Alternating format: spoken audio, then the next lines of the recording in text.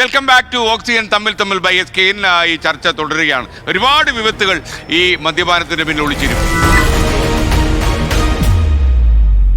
എനിക്ക് പറയാനുള്ള ഈ സാർ പറഞ്ഞ ഒരു കാര്യത്തിലോടാണ്, നമ്മൾ റെസ്പോൺസിബിൾ മദ്യപാന്മാരാണ്. പക്ഷേ അങ്ങനെ മദ്യം കഴിച്ചു തുടങ്ങുന്ന ഒരാളായിരിക്കും പിന്നീട് അത് അതിന്റെ അടുത്ത ലെവലിലോട്ട് പോകാൻ ഇടയാകുന്നത്. കൂടാതെ വേറൊരു കാര്യം സാറ് പറഞ്ഞു, ബൈബിളിൽ മദ്യം ഇതുണ്ട്. അതുപോലെ അതേ ബൈബിളിൽ തന്നെ പറഞ്ഞിട്ടുണ്ട് മദ്യപാന്മാർ ഒരിക്കലും സ്വർഗരാജ്യത്തിൽ പോകത്തില്ലെന്ന്.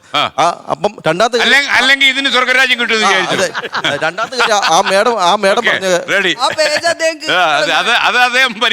രണ്ടാമത്തെ കാര്യം ഇദ്ദേഹത്തിന്റെ കാര്യമാണ്. ഇദ്ദേഹം മദ്യത്തിലൂടെ മദ്യത്തിലൂടെ രക്ഷപ്പെട്ടെന്ന് പറഞ്ഞു. അത് ഒരു ചക്ക കൊണ്ട് ഒരു മോന് ചത്തെന്ന് പറഞ്ഞാൽ ഒരാളാണെങ്കിൽ കോടിക്കണക്കിന് ആൾക്കാർ മദ്യം കഴിച്ച് ദാരിദ്ര്യത്തിലോട്ട് പോയിട്ടുണ്ട്. അത് ചിന്തിക്കണം. സർക്കാരാണ് കാശ് ഉണ്ടാക്കേണ്ട കൂടെ ദാരിദ്ര്യം, അല്ലാതെ നമ്മളല്ല. നമ്മൾ ചെറിയ പൈസ വിൽക്കുന്ന അതിന്റെ 4% ടാക്സ് ആണ്, 200% ടാക്സ് ആണ് മേടിക്കുന്നത്. ഈ 10 രൂപയ്ക്ക് വിൽക്കേണ്ട സാധനം അവർ വിൽക്കുന്നത് എത്ര രൂപയ്ക്കാണ്? ഈ ആംസ്റ്റർഡാമിൽ പോയി വാറ്റിയിട്ടും നിങ്ങളുടെ മദ്യത്തിന് പേരിട്ടിരിക്കുന്നത് മലയാള പേരാ, തുറുപ്പ് ഗുലാൻ അങ്ങനെയൊക്കെയുള്ള പേരാ. അത് സായിപ്പന്മാരെ വരട്ടാനുള്ള പരിപാടിയാണ്. തീർച്ചയായിട്ടും അതോ മലയാളികളെ ആകർഷിക്കാൻ വേണ്ടി? മലയാളികളെ ആകർഷിക്കാൻ വേണ്ടിയിട്ടല്ല, ചേട്ടൻ മലയാളത്തോടുള്ള ഇഷ്ടമാണ്. നമ്മളൊരു മലയാളിയാണ്. എന്നെ പ്രണയം ഇതുവരെ കേരളത്തിൽ വിറ്റിട്ടില്ല. ഉറങ്ങരുത്, വലിയ പ്രശ്നമായി വിൽക്കുന്നത്.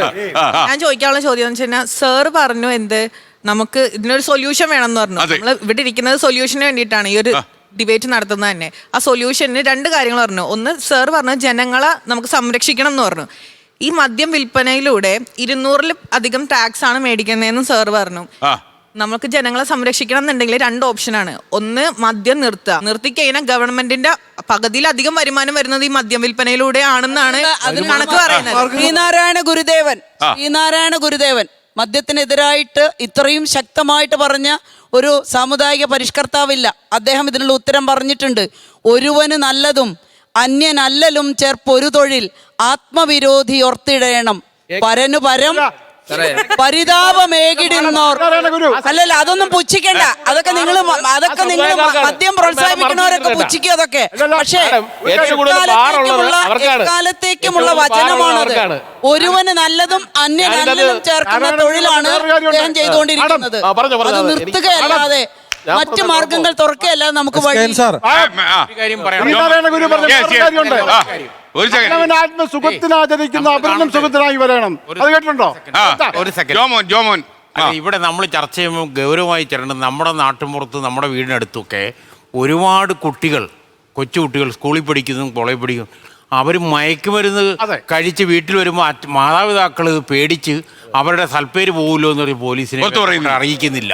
അതാണ് ഏറ്റവും ഗുരുതരമായ വലിയ സംഭവം. കൈയോടെ പിടികൂടി അവരുടെ ഈ യഥാർത്ഥത്തിൽ അവൻ ഉപയോഗിച്ചു പോയാൽ അവനെ മടക്കി കൊണ്ടുവരണം. ഉത്തരവാദിത്തം വേണം. അതാണ് ഏറ്റവും വലിയ ദുരന്തം. ലോകത്തെവിടെയായാലും ഏത് സമയത്തും 24 വാർത്തകളും ഓഗ്മെന്റഡ് റിയാലിറ്റി പാക്കേജുകളും എക്സ്പ്ലെയിനറുകളും വിശദമായി കാണാൻ ഞങ്ങളുടെ യൂട്യൂബ് ചാനൽ നിങ്ങൾക്ക് സബ്സ്ക്രൈബ് ചെയ്യാം.